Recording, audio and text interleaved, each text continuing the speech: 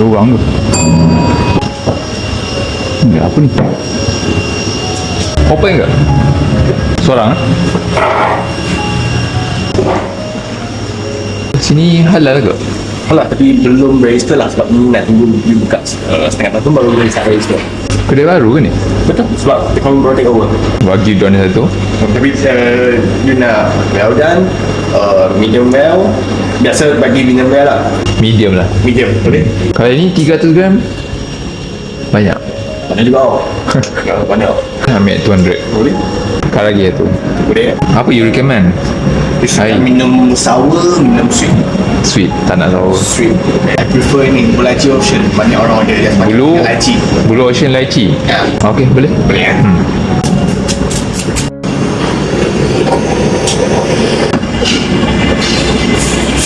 Tak ada tempat tarik angin ke? Bukan, tarik angin, tarik asap. Ini ram, ini herb. Oh, okey. Apa ada dua? Aku makan seorang je. Dia cakap tadi macam banyak, tapi sikit je. Ui, api dia. Alright, thank you. Okay. Thank you. Kursa besar. Ha? Kursa besar. Tak besar je. Besar. Yang ram dia kurang sikit lah. Sedap yang karubi. Ada lemak.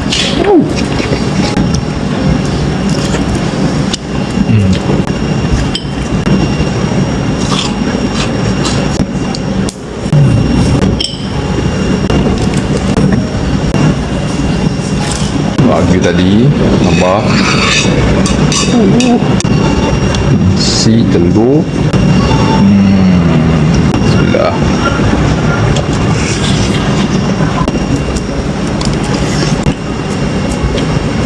Modern dessert. Pudding cat. Perempuan suka apa? Perempuan suka. Tik comel lah. Lelaki tak suka. Orang. Dia boleh suka. Begini lah. Kuih selor satu. Okay.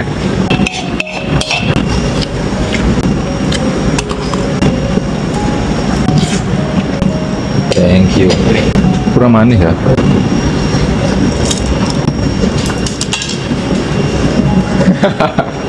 Dia pun tengok beli. Ui, tu kan. Ui, kerak dia dance. Kan dance menari ya. Dance padat.